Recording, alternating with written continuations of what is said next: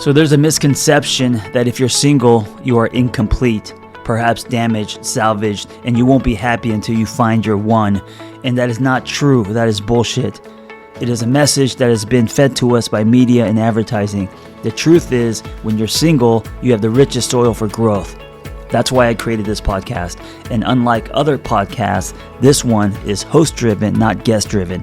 That means I will be rotating health and wellness experts 3 times a week to give you the giant box of wellness crayons, not just the primary colors, so you can start building a meaningful life. It's time to give singlehood a cape. So this episode is called Getting to Know the Host/Collaborator, our collaborators.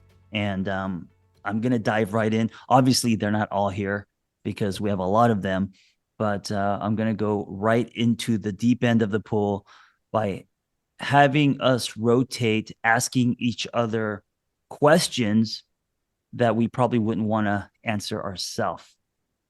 So I'm going to start with Megan.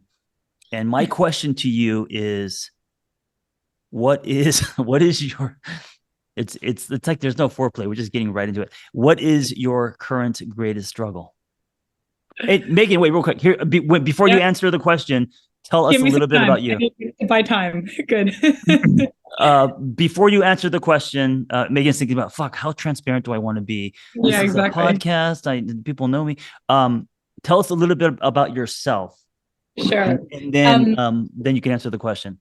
Well, I am very lucky to have met John almost a decade ago at a conference in Arizona, put on my mind, body, green. And I would say actually meeting him was really a turning point in my career because, he was a real expander for me. And at the time I was writing for Mind, Body, Green and a couple other publications, but was living in Vancouver, Canada, working as a therapist at college there, and had always wanted to move to New York, but didn't think that was possible being Canadian. So I'll give you the abridged version because we'd be here for many hours if I told you the whole story. But basically, I went from, working 8:30 to 4:30 job at a college as a therapist there to now being in New York for the last 8 years. And I have a pretty thriving coaching practice. And I do speaking and writing, and I podcast very erratically. Hence having not contributed an episode yet to Single on Purpose, but I'll get there. And did you say you podcast very erotically? I mean, erratically, but erotically okay. Would probably, if I podcasted erotically, I would have much more success, I'm sure. But yeah, I write for Forbes. I sort of have like a sleepy self-published book that I don't tell anyone about, except for y'all. I'm not great at promoting myself, but I love to create. Lately, though, I've been very, very busy with clients, which has been like wonderful, but also has diminished my capacity for creating. I think my current struggle is just wanting to be really honest with myself. Because being honest with yourself. Yes. We all lie to ourselves, right? Absolutely. Like we all have these places where we're like, oh, I'm just going to rationalize this, and this makes sense for this reason, and here's the lesson in that, and I'm really good at that. And, I always want to toe the edges of my comfort zone and grow and, do the work that we teach our clients to do. Right. So my struggle is trying to determine that line between leaning into old trauma and what's familiar and, repetition, compulsion and all of that kind of stuff versus, well, actually, people can change. And, of course, we more than anyone, I think, believe in that. And, sometimes it's a real act of courage to stay in something that feels very uncertain, where sometimes it's a real act of courage to hope, I guess I would say. I think my struggle is am I hoping from a courageous place, or am I leaning into sort of an indulgent trauma reenactment situation? Pick a card, any card, and by card I mean person, and one difficult question for him or her. Okay, is this I'm passing it now, or I'm now asking somebody else? Yes. Okay, one of your questions. Remember, you gave me 3, one of them. I'm so glad I came up with these beforehand. It has been a wild day. Okay, let's see. Well, Audie, I think we met at that same, either that Revitalize conference or maybe one not long afterwards. So you're actually the only person here I have a peripheral connection to. I don't even know if you remember me. But I will ask you then. All right. What's the So question? Okay. can I just say real quick? I found out recently that Adi was there at the Revitalize. I think the same one that I spoke at, and he No, I think it actually. was the Yeah. year after. It was the year Oh, It was after. year year after. after. Okay, Okay. that's right. Right. So You guys had passing they ships. yeah, it was because I saw the stage you spoke at, and it was I would have remembered seeing you speak. Yeah, we would. Yeah, Yeah, we would yeah. talk. He was Okay. memorable. John Okay. was like, I haven't rehearsed anything. And then he just like walked on stage and fucking blew everyone away. He's like, I don't know what I'm going to talk about. I He was just like went on terrified. there and like gave such a great talk. Okay, let's What's see, the question? Adi. What's the hard question? My question for you is, when's the last time you let someone down and it was unequivocally your fault? Ooh, These are damn. good. Uh, Adi, if I'm a- you say I'm a- that you can't, we can record this. So we're just going to close up shop. Everyone's going to go home. I'm a dad of 3, and I've been married for 12 years, so it was probably pretty recent. Uh, the odds are I'm I would disappointing hope people. so. Yeah, The we're all odds are disappointing people. pretty likely that I'm disappointing people on a regular basis. But the one that made an impression and is big, It could also be from the past. yeah. Because you've Like gone past public in with my stuff life like your past? addiction, right? But it has to trying be think vulnerable. I'm Mhm. trying to think of one. I think I can think of one that is pretty memorable. I'll have to censor some of the language and specifics of the situation, but I think the overall theme will pick up. I mean, if you want to go for the jugular, we got to go hard, right? So, Sure. My wife and I, we've been together, 18 years we've been together. We've been married 13 of those. And we had a very tumultuous start to our relationship. So I cheated on her about a year into our dating. And I would hope that would be the last time I screwed up, but it wasn't. I had a bunch of missteps beforehand. So by the way, Megan, people can change. It takes a while and it takes a shit ton of work, but it's doable. I So believe it. it's years later. It turned out she came from a lot of trauma, including sexual trauma, but a lot of trauma before me. And so my action just kind of reinforced that trauma and really just dug her into the shell where she was in for years after that. And then between my making up for my past and, her having to dig out of her trauma, it took years of work to dig out. And we're now in a completely different place. And in that different place, all these kind of like sexual anchors and burdens that were there for both of us from adolescence of her, from her trauma, gradually got lifted, and we've turned our relationship into something that I would have never ever imagined we could have 13 14 years ago. Nice. Okay. Part of that has been, and we talk about this on our podcast, so I am not revealing anything that has never been released out loud, or I would be disappointing somebody for a second time on the podcast while doing something. Part of that has been like being playful around sexuality. And there was a time, this is a few years ago now, but there was an event a few years ago when what happened was it was almost like in a moment I behaved as if we didn't have that history, as if none of that history existed. And it's almost like I completely ignored it. I could just looked away from it and pretended that none of those things happened. And in doing that, I made my wife feel unsafe again for, at that point, the first time in, I don't know, 12, 13 years. And that was the first step, although I would say that was a blind spot. I didn't do that on purpose. But then what happened was, if anybody's been in a relationship, you get in fights in relationships. I don't know, at least in my relationships, you get in fights. So this led to conflict. The next day, my wife and I were fighting about it. I acted in a way that I shouldn't have, and I didn't break any of our rules, but I made her feel really, really unsafe, and I couldn't see it. So for hours, I would have maybe even a couple of days, I was trying to defend my actions. And I remember we were on a flight. We were actually heading out to Mexico on vacation, like 2 days after this thing happened. And we were talking, and she broke down. She started crying on the plane.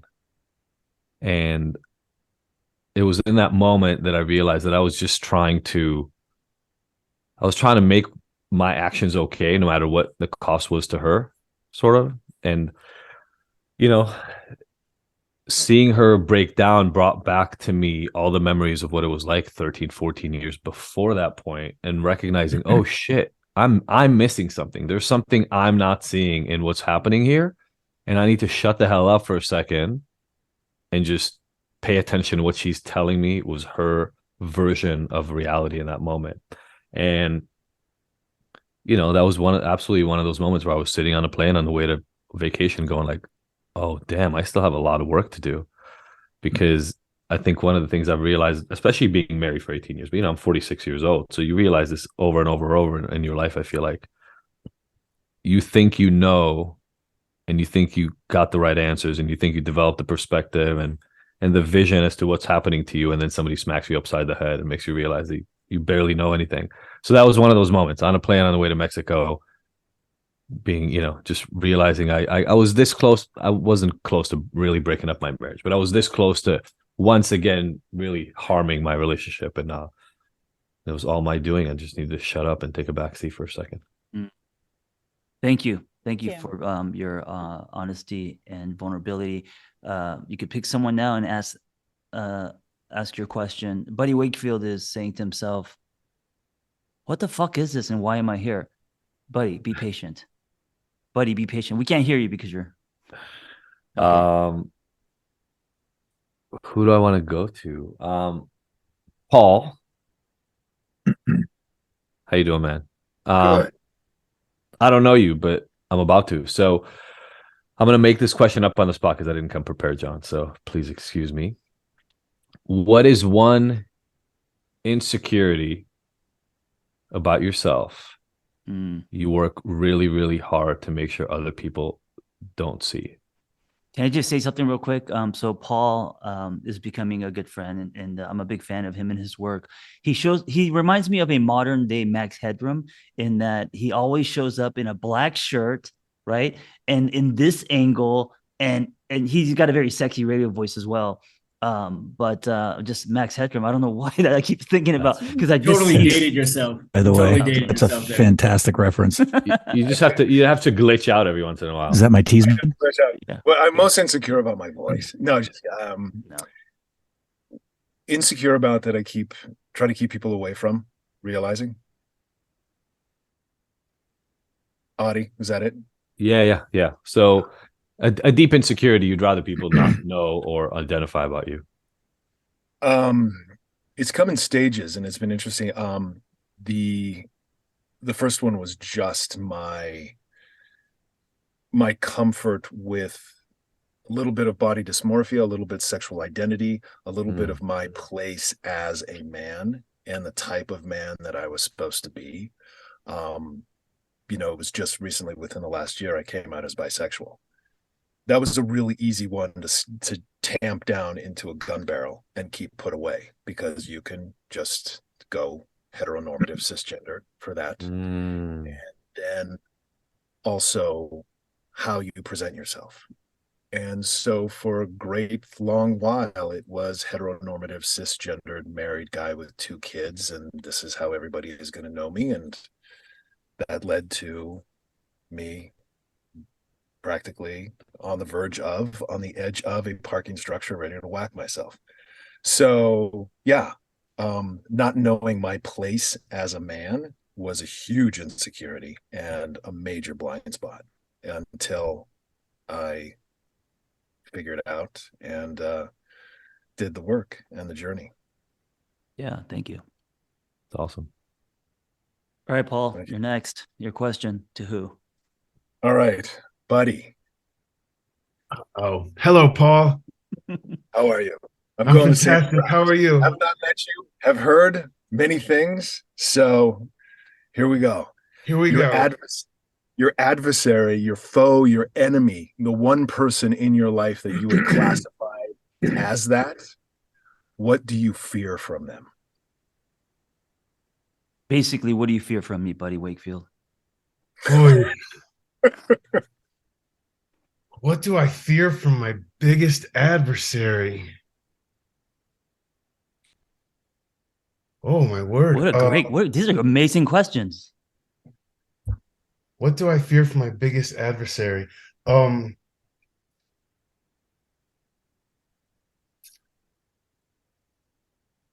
That they'll make fun of the way I walk? I've never heard Buddy not be hyper verbose. This is crazy right now. You stumped him. No, I think no. He's actually not joking. Buddy Wakefield has a walk, and It's adorable. I just don't want someone I don't like to make fun of it. Buddy, it is adorable. You do the 8th grader kind Here's of the on deal. your toes, heel toes. Here's heel the toes. deal. Here's the deal. I feel like an adaptable person. The one place I would not be able to adapt is anywhere tough that I would have to walk by people. Like if I was in prison and sitting down, I feel like I would still be adaptable. But if I started walking, people would be no, not as tough as we thought he was. That I just don't know a more profound answer. I think that's an okay answer. I think Thank you. It's an honest answer. Okay, thanks for the By the question. way, people are forgetting to introduce themselves, so I'm gonna make a couple introductions. Adi, by the way, it's Adi. I didn't know how to say his name in the beginning as well. It's like, and then I thought Adidas, and I was like, oh shit, 80s backspin. Sorry, I fucked that one up. Breakdancing, Adidas. So now Adi is easy. Dr. Adi, TED Talk. Hey, there's 3 TED Talkers in here. Buddy Wakefield as well. TED Talk. Gosh, I don't know. Practice. Just sold a book. I don't know what else to say about him. Lots of men's work. Just a really powerful catalyst. Paul is a new friend, but we're working on a project together.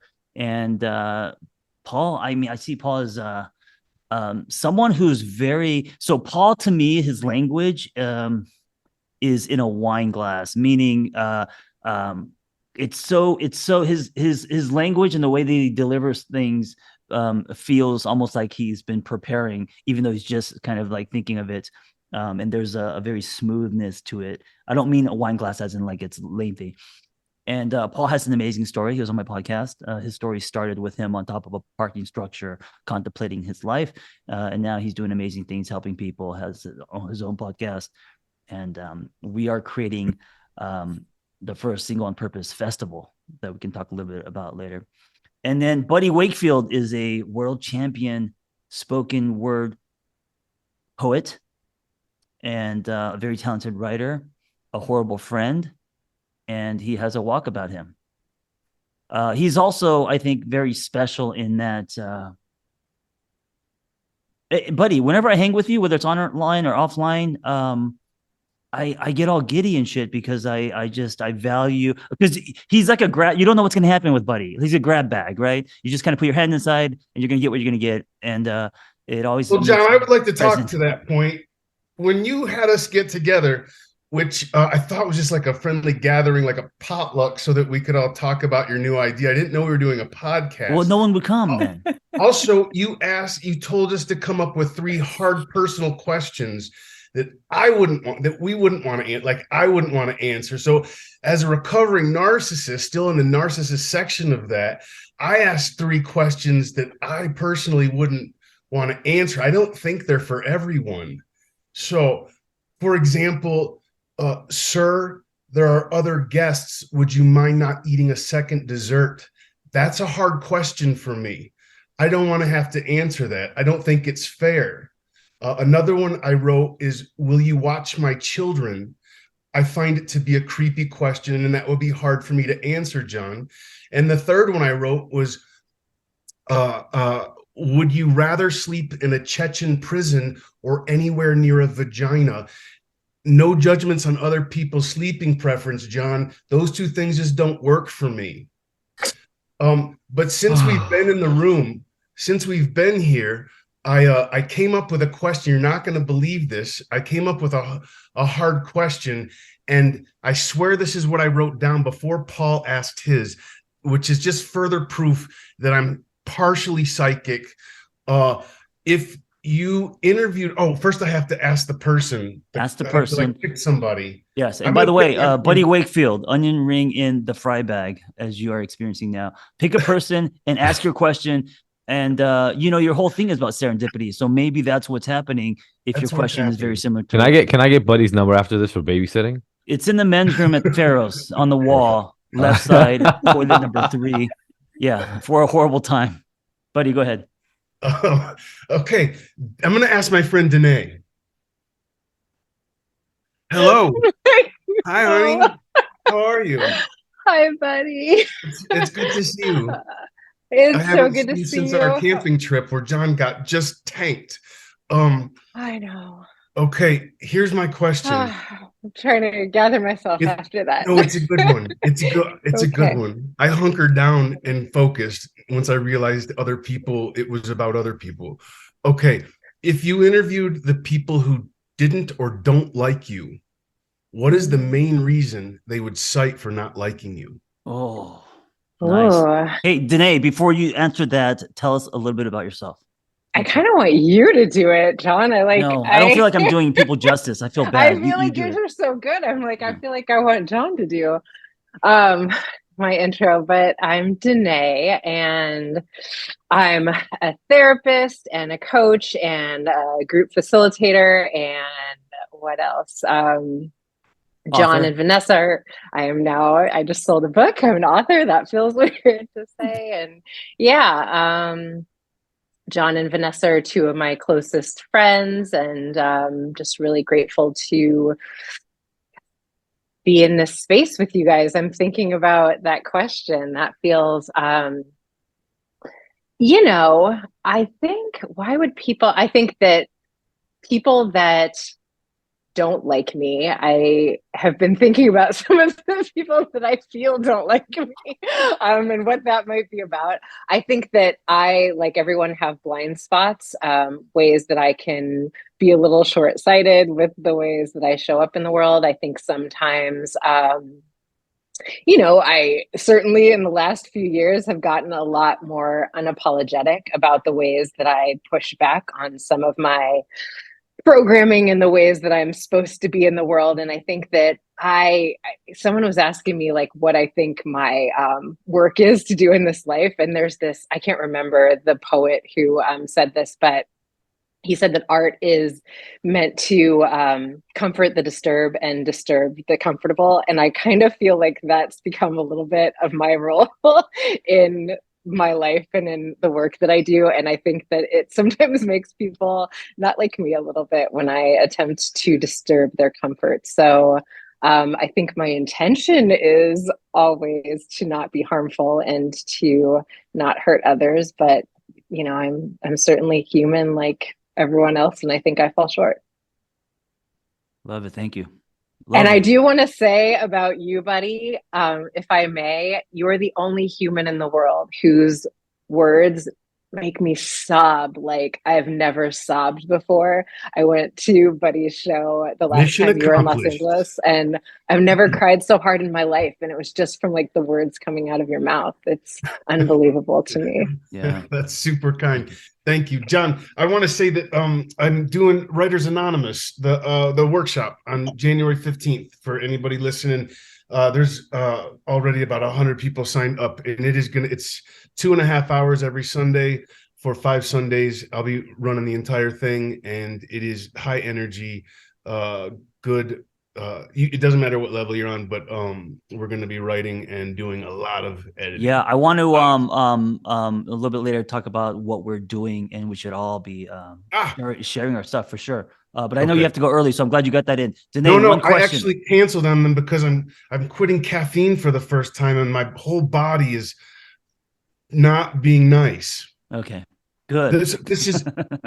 Let's move on. Yeah, let's move on. Danae, Danae, thank you. Pick a person, Aw. and what's the question? Okay. Before I say that real quick, I just want to say how cool it is to be in a room with 6 men and 3 women. Like 6 out of 9 are men. I love that you've created this space, John. It's where it feels really beautiful. Okay, so I'm going to pick Lair because I feel like as much as I'm an admirer of you and your work and your family, I don't feel like you like my wife better than me. Everybody does. know. Everybody does. I'm sure if I knew you, I would love you as much as I adore Ashley. I don't know. She's pretty great. She's unbelievable. She's the best. Okay, so my question, I did have my question written down. I'm going to pick, what is a dream that you really, really want for yourself that you hold back on telling anyone about / saying out loud? Ooh, nice. Well, also being a recovering narcissist, there's not really much I don't say out loud. But to introduce myself, my name is Lair Torrent. I'm a marriage therapist. My practice started in New York City. My family and I, we moved down to Charleston, South Carolina. So we're over here on the East Coast. I'm a speaker, facilitator. I just authored a book called The Practice of Love, the integration of Eastern-based philosophies with Western clinical modes. It's kind of a crossover book for both and the people that we serve. So can you repeat the question for me, Ben? Muted it again. I don't know why it's so hard for me to remember. No. What is a dream that what is a dream that you really, really want for yourself, but you hold back on telling people about or saying out loud? What is a dream that honestly, if I'm honest, and I don't want to take the easy answer, I want to be like everybody else here and tell the deep, dark, good stuff. I don't necessarily hold back so much, but I do think that that's been a problem for me. And I think that I'm swimming in the right pond for once with all these people in this room, because everyone here seems to be pretty high achievers, and everyone seems to be thinking outside the box for themselves and aspiring to great and wonderful things. And I do as well. And I feel, almost answering the question that was asked to you, Danae, that very often when I talk about the things that I aspire to and the things that I dream about and the echelons that I want to reach, that sometimes that alienates me from people, close friends. And so I think maybe to re-answer your question, I've been sort of keeping things a little bit closer to the vest and not telling people things because it hasn't really particularly felt safe for me to be as transparent. I don't have other author friends necessarily. I don't have other friends who speak at conferences. And so when I talk about the shit that I do, sometimes I feel like it makes people feel things. Mm-hmm. And maybe perhaps not always good things. And my wife has said to me, she's like, maybe you should keep some of that shit to yourself. And I think she's probably right.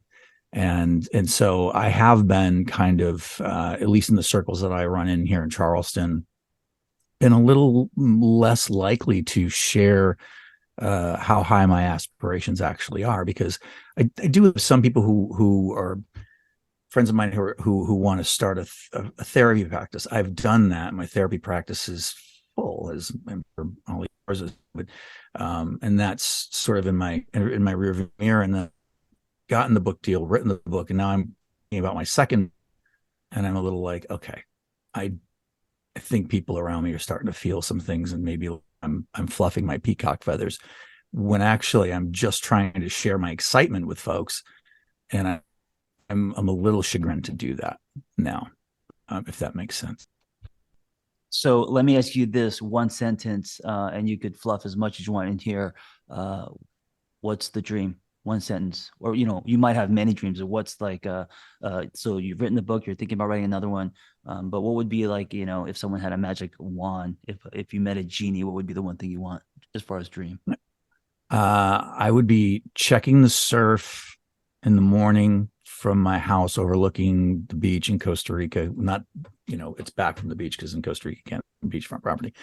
And I would pop in the water for a quick surf. I'd come back and check, and then see what's going on online with different things, and then probably give a workshop or a talk that afternoon, pop out later on for a good surf, and then hang out with my kids and my wife the rest of the afternoon. And that would pretty much be my day. Wow. Yeah. I love it. Mm-hmm. I love that you painted a day instead of like, I want this thing. No, I want a feeling. I want an experience. Yeah, That's, I love that. I want a feeling. The feeling is freedom. Yeah. Thank you. Basically what I hear you saying is that you don't want to see planets anymore. And I agree with you. No more taking your advice, John. I'm taking the advice you gave me. I don't see clients anymore either. Lair, one person, one question. Someone that has not gone. Yeah. Let me look. Who do we have in the lineup here? How about Millie? You know I'm coming for you, right? You know, I have to pick Millie. I know. You knew I was picking you. I know. Okay. I like Buddy thought that these questions were the questions we wouldn't want to answer ourselves.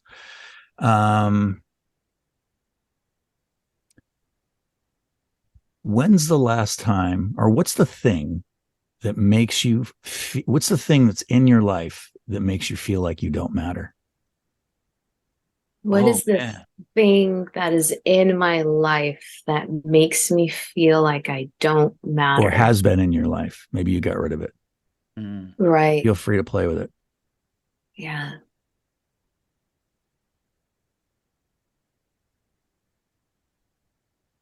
And if you don't like that one, I'll pick another one. No, No, don't be it's easy on her. it's fine.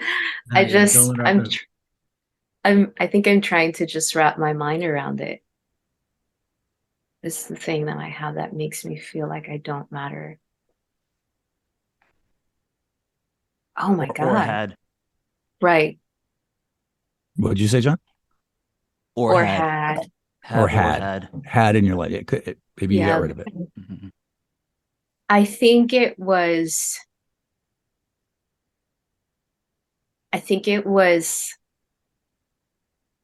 the attachment to other people's approval. Hmm. That for a long time made me feel, well, I guess before I realized that it was that, it was like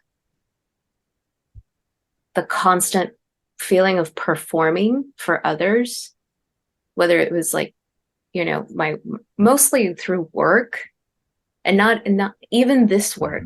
Some of that was brought into this work.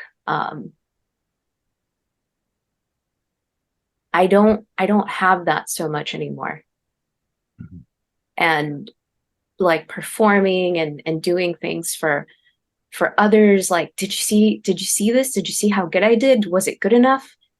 Always made me feel awful and like it was never good enough and I never mattered. And then I realized, yeah, it probably doesn't. And that's okay. It doesn't matter to me.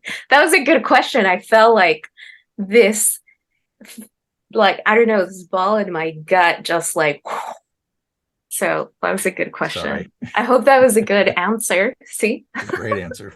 Thanks. A great answer. Thank you. No, thank you. But you All right. didn't No, introduce after yourself. I picked you, I was like, I should have picked someone else. Millie, pick a person, ask a question. Wait, Millie, introduce you gotta yourself introduce first. yourself. Oh, introduce myself. My name is Mildred Murillo. I go by Millie. I am an astrologer and spiritual coach. I have known John since my paralegal days, before or right when I became a coach, baby coach, and he has just been such an important part of my growth. And so here I am now, and just riding this wave, just riding this bus that John keeps building. Okay, so let's see. Sean? Yeah, Sean, you haven't Hi, Millie. gone. Hi, Sean. All right. Okay, I think I have a good one. Who do you sometimes compare yourself to, and how does that make you feel?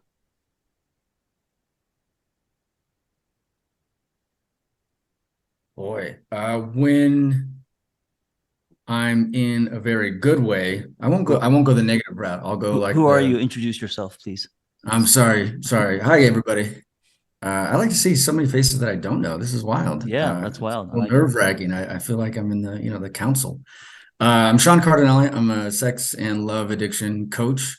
I come by the work honestly of 14 years of sobriety from bottom line behaviors through 12-step and through talk therapy. I've known John since we were little pups in LA, writing screenplays, falling asleep at cafes all around the valley and Hollywood. Used to do poetry slams at his at the club he owned, and it's been nice to sort of circle back around, like literally 20 years later. Been coaching about 3 years. Started with an early Catalyst version John had a couple years ago, like 8 years ago, and then stepped away, went back to production, TV and film production, and now came back to it the last 3 years. And it's been a great experience, and it's where I want to stay. I do nonprofit work in the social justice arena. Very proud Black man, and work in those neighborhoods and with my people and with other folks who are disenfranchised or underrepresented. And I'm also still like that pup back when with John, still writing screenplays and shopping TV and film projects right now. So it's been a really fulsome part of my life. So I appreciate it. And Millie, after I answer this, I'm gonna sing Millie's praises, and you have to just sit there and take it, Millie. I just want to what a day. And that we're on this today after we had some interaction on social media. It's just unfucking believable. Anyway, and I cuss a lot. So the question was, so I'm going to do the chest puffing one rather than the some negative comparison. I don't even know why I'd do that. I was just talking about social justice and my sort of animal representation. I've always felt like a Black Panther, and I just shared that with Millie today. That was some of the stuff I was going to mention. But Malcolm X, El Malik Haj El Shabazz, is just amazing, because he's a man who showed us all that you can, he showed us people's transformative nature. Started out as a criminal, became this hardcore militant separatist through, the cultural cauldron that's America. And then in the end came back around to a broader understanding, but still as fiery. And so Malcolm, in his strength, shows his fallibility.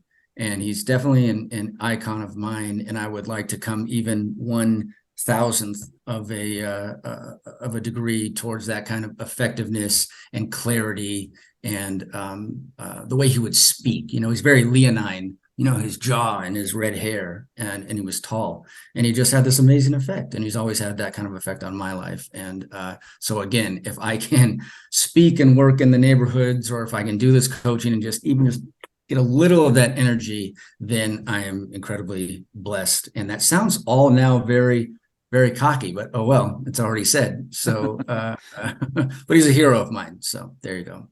And the thing before I pass on to somebody else that I have to say about Millie, I wrote it down right here. I wrote down Panther, Full Moon, Love, and Avalanche. Millie was just firing off these stories on Instagram today. And I was like, Jesus Christ. I was looking at like 8 different stories. I was like, this is my life. Millie, you're speaking to me. So I sidebarred with her because I am right now falling in love, and was responding to those notes from you. You put up a Black Panther. I just shared with you all. That's like my, my totem, not my totem. I'm not indigenous, but my representation, my guide. And then the avalanche thing, it just seems like the universe is opening up right now, meeting you folks, writing, being creative, doing this coaching thing. And I was like, Millie, you're in, how is this crossroads happening today? So thank you for your amazing ability. You spoke, I was like blown away. So check out Millie's work, y'all. Holy shit. Thank you. I'm glad it was helpful. Thank you. There's a lot going on. I'm feeling inspired. So thank you. Yeah. Who do I have? Who hasn't gone? Sarah. Hi, Sarah. Hey. You want to introduce yourself first before I ask, or no? Ask me the question first, so I can stall by introducing myself. Do you? I'm already the guy who's been talking about social justice this whole time, so I'm going to veer away from relationships a little bit, although it is about relating to people. Do you shut down your racist, offensive, homophobic, asshole uncle, aunt, grandpa, brother-in-law at the family gathering during the holidays? Or do you hold back? And either way, How does that make you feel, and what do you learn from that? That's a great question. Okay, so hey everyone, my name is Sarah Williams. I am an adventure photographer. I lead experiences in breathwork and ice exposure, and I also lead groups into the wilderness for transformational experiences. I met John through CrossFit a very long time ago, and it's been absolutely incredible to watch his journey while I'm simultaneously on mine. And I'm a sucker for unique life experiences. And so I think just me being on my journey, John in the periphery has been like, wait, you did what? And you did where? With who? What? And in the process of me having those experiences, a lot of my work is around the lessons that I learned from these things that not a lot of people will do, and how can I share that with others. And that's kind of my purpose on the podcast, is talking about some of those experiences that I've had and what can other people benefit from them. Can I just say real quick, how many days were you in the cave? Let me just brag about this one thing. Was it 3 days? 6 days. 6 days. Holy shit. There was a TV show. It was a contest where 6 days in a dark cave where you can't even see your hand in your face, in front of your face, no food, no nothing. The person that stays, Danae says no. The person that stays in there the longest wins. There were, Marines and all these like hardcore people. Did you win, Sarah? Or were you one of the?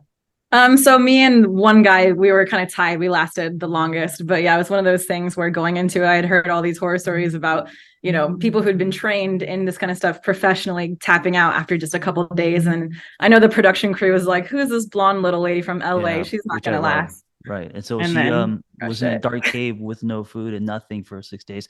I think I would have lasted 12 minutes. But Sarah and I are doing this Spartan race this Saturday. And okay, answer your question. Yes. And so, great question. I would say that for most of my life, I for sure would have been the person that just kind of listens and does not say anything, doesn't fight back, but just notices, takes it in. Maybe I would change my behavior towards those individuals, but I didn't feel like I would necessarily have a place to stand up or to really prove my opinion. But even as recent as this last Thanksgiving, I feel like a lot has shifted in me, and I'm a lot more confident in just myself and who I am, and being able to push back on people who are either much older than me or very definitive in their ideas, and solidly ask those questions. Where does that come from? Why do you think that way? And it was actually really interesting. And a lot of it was it's just habit. A lot of these opinions are just things that have been passed down, and they only exist because they did the day before and the day before that. And so I actually was just met with a lot of silence and quietness, and maybe people kind of like looking internally to be like, you know what, maybe I should challenge that. Or it felt like I was taking away their fun because they were making fun of certain people, or it was just really interesting, I would say, in that regard. But I love that part of me has changed, and I can actually stand up and talk about and preach the things that I believe in a way, in a conversational way. It's not just me shunning anybody. It's an open dialogue and a conversation in a way that I never would have been able to before that. Love it. Nice. Thank you. All right. You're the last person, I believe. So your question will go, I guess, to me. Did everyone go already? What question do you have? Okay, John. My question is, what failure have you had in your life that is either like the most difficult to talk about, to think about? Maybe it's something that you haven't extrapolated any lessons from. What failure in life still just kind of hurts? Well, thank you all for hanging out. We'll try to do this once a month, and I appreciate your time. Fuck that, John. For being a part of this podcast. Okay, so one failure that I still go back to. Stings. What's that? That just still stings you a little bit. And sure. If I'm being honest, I'm going to say my marriage. It crippled me, and but it was also. I believe divorce can be a rite of passage. And if it wasn't for me being crippled, I mean, it crushed me, and I'm not lying. I mean, crying where you can't breathe kind of thing, and starting all over. Not just because the relationship ended, because I had nothing, because I was married. I didn't invest anything in any other part of my life. So I had no friends. I had no money. It was just like she was the sun I was revolving around. So when the sun went down, I thought there was no universe. So starting at Craigslist and finding a friend and all of that. I think it was traumatic, and I think it's something I keep going. I don't know if I go back to it. I mean, obviously, I have a lot of closure from it, but yeah, I still think that it affects me in ways that other people see that either I'm not aware of or not taking responsibility for. Right?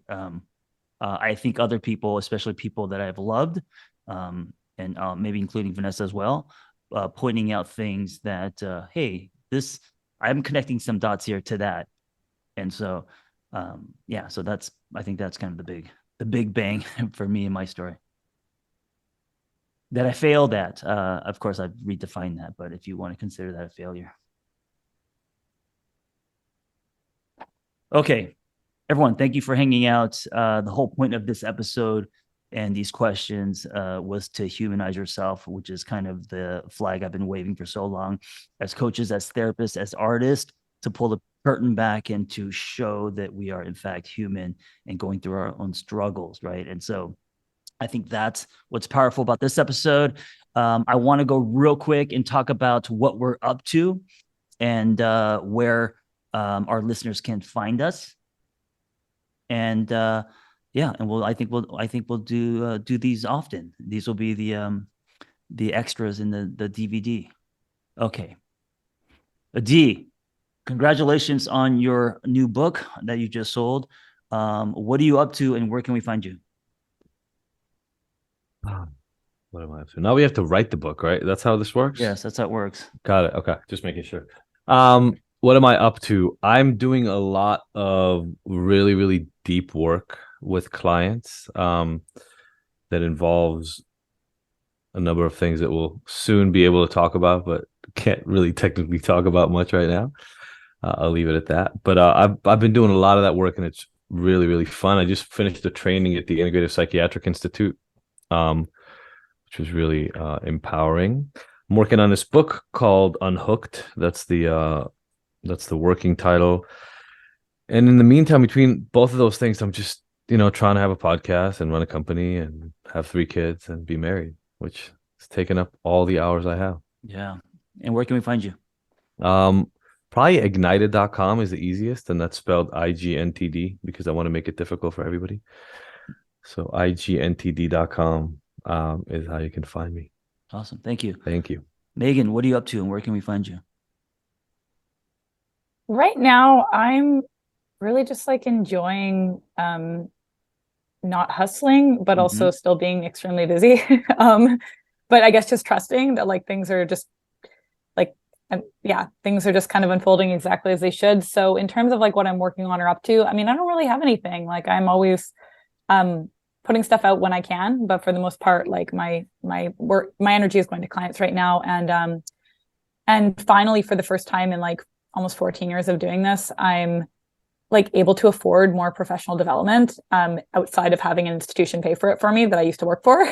And so it's nice to be like, okay, I'm actually going to take some more like courses now and like get into like, psychedelic psychotherapy and, deepen my somatic practice skills and everything like that. So, so I think I'm just, I don't know.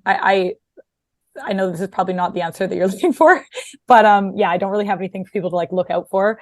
But you can follow me on Instagram. That's usually the place where I'll like put things that I do share. And it's just my name, Megan J. Bruneau, MEGAN JBRUNEAU. And I sort of, again, erratically post things on there. So that's where you can find me. Erotically, yes. Sometimes. And if you want to work with, I mean, you can work, I don't have many spots, but I have therapists on my team as well who, if you're looking for a therapist to work with, you can reach out. I can't say with who, but I may be doing a ketamine session Oh, nice. Awesome. Which is I'm very curious about. I'm I actually may not come back. I don't know. We'll see. Yeah, you will. You will. I can't wait. We should talk. We'll talk about that offline. Yeah, absolutely. You're taking it, or you're interviewing someone about No, it? I'm going to be the client. I'm gonna take it and kind of go under and see what happens on the other side. I'm very. Let me know how that goes. Is that gonna be a podcast, or is that just on the DL? No, it's going to be well, everything's content, but It's legal. It's legal here. It's a lot of fun. It's really good. No, yeah. Who said that? You're gonna enjoy that. Awesome. I'm terrified, but I'm excited at the same time. Okay, they give you if they give you the anti-anxiety, then there's no K-hole, so you're good. Oh, okay. I also guarantee one thing: you will not be podcasting while on ketamine. That would be maybe while, but not after. Not after. No podcast on ketamine. Yeah. No. Even for John. Paul, what are you up to, and where can we find you? Yeah, this wonderful new world that I'm in of coaching. I'm also a certified crisis advocate at the LGBTQ Center here in Vegas. So coaching and crisis advocacy is my new loves, and I host a podcast that's growing and is it's my third child, and it's called Smart Funny Tortured, and that is where people can find me, under smartfunnytortured.com. Do you want to briefly mention the festival that you're doing in April? See, called I reside in the Self-Divorce? world of superstition. You don't. You're just like fifth gear. Let's go. And you know what? I should apologize for that, because every time in the last few times that Paul and I have been either online or like in an office hours, I've announced this, and maybe that's not appropriate because I don't want to take you hostage. Yeah, I think it's just a way that I am. It's great. Putting things out there like they already exist. So I need to shut up, and you need to open your mouth more is maybe the prescription. There's a nice little manifestation of John's book that's coming in the spring, and the energy that's in this room, if it's behind that, it will be a rousing success. It will help a lot of people. And I'm honored to be a part of it. And my wife is also part of it because she's logistics and ops. And so, yeah. Thank you. And Sean. I'm on Instagram just under my name, Sean Cardinali, SeanCardinalli. I'm on Facebook, I think Sean Cardinali Life Coach. Working on my memoir about recovery. And what's interesting is, well, at least to me, hopefully it'll be fucking interesting to a readership. But I'm realizing, going over these old notes, it's like my first 6 or 7 years of recovery. And man, there's a lot of fucking anger in there. A lot of fucking anger, resentment, and divorce, which ended up being great. But podcasting, the universe, kind of like the channeling that I felt like I was like riding on Mildred's wave today. Millie's wave. I don't know. Everybody's asking about podcasts and talking about them, and I keep getting invited, so I keep saying yes. And I'm just really excited about it because I want to work with all of you. And I want to work with this person, that person, someone random in Santa Fe. I'm in Albuquerque, New Mexico. Someone random in Santa Fe was just like, "Hey, let's do a podcast." Oh, fuck, okay. Coaching, keep coaching. Sex and love, addiction, intimacy, relationships, divorce.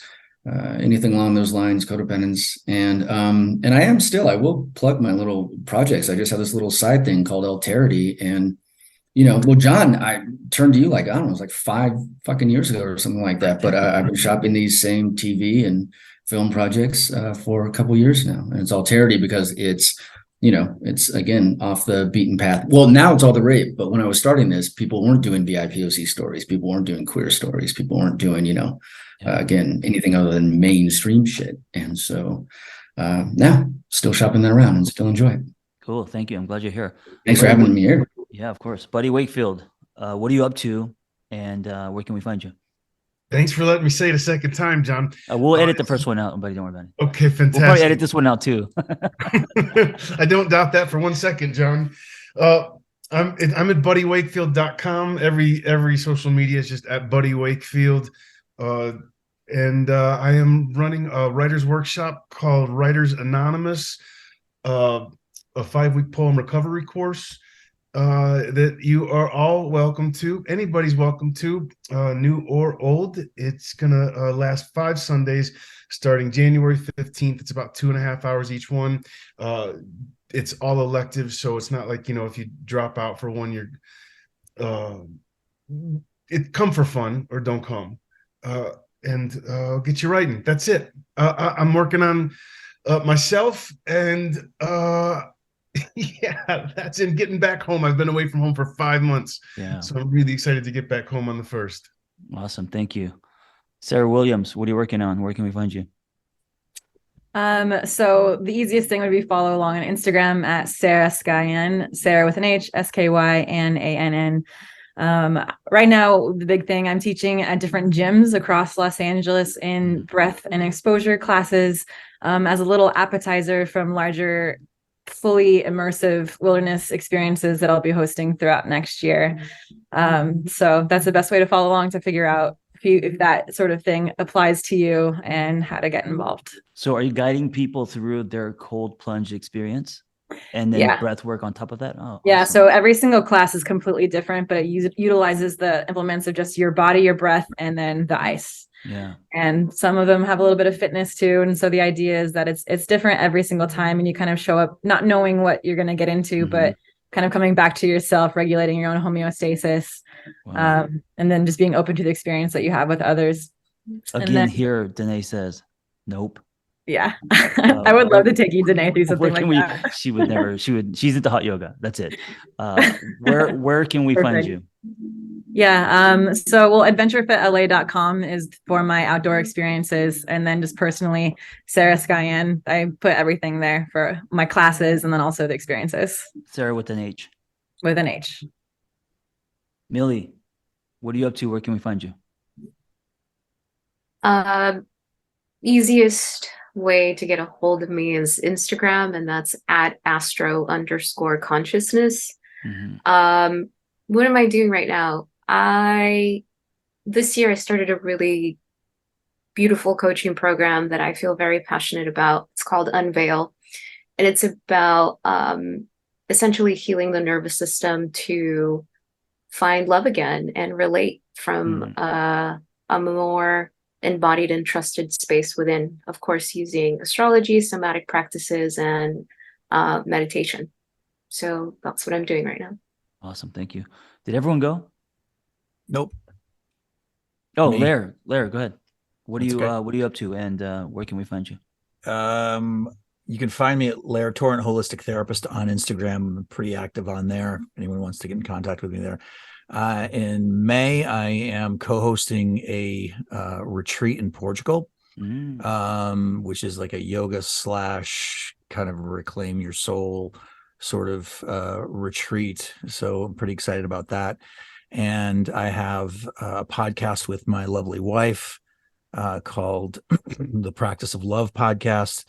That's pretty new. And I also am part of a podcast with my friend Sarah called Not Your Mama's Therapy, which is sort of an irreverent take on the themes we talk about so seriously.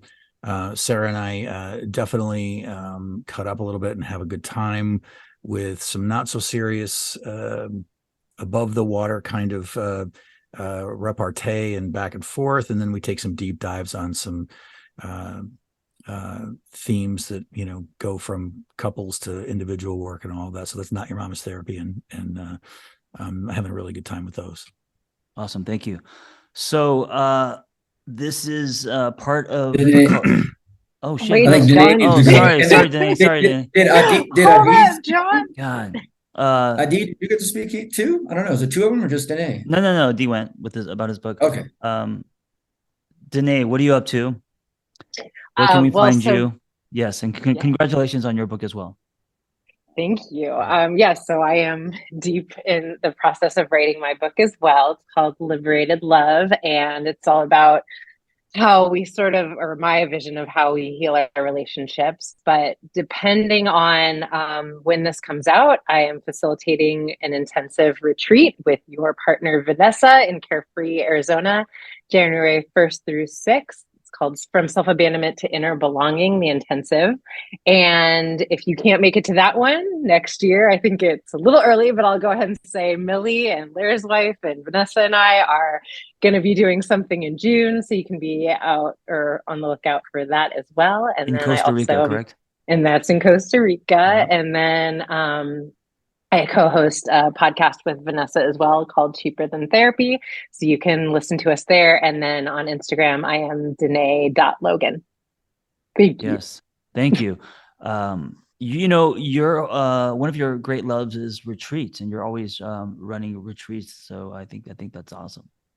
People can meet you in person. Okay, everyone went, correct? I'm kind of glad that we didn't have more people because you know, depth over width. And I think if we had too many of our hosts, it would almost be kind of a shit show. We can't go for more than an hour because, you know, we're all busy. We've already had a long day. So this is a taste. These are some of the hosts, and also they collaborate with each other. And here at Single on Purpose, we bring you the big box of crayons, not just primary colors. So thank you for listening, and be well. I hope that episode was helpful. Hey, listen, if you want to share your singlehood journey, if you've gone somewhere and come back, if you have revelations and wisdom, please share your story. It's going to help other people. Nothing makes us feel more connected than hearing other people's stories. So just send me the audio of your story, and you could just record it directly from your phone and email it to theangrytherapist@gmail.com. Also, if you want our Single on Purpose newsletter, go to singleonpurpose.life. That's singleonpurpose.life. You will get tools and articles and other people's stories, and also Zoom links to private gathers. So if you want to join our community, go to singleonpurpose.life. Thank you for listening. Be well. We hope you tell a friend. Hey, before you go, I want to invite you to the Single on Purpose private community online.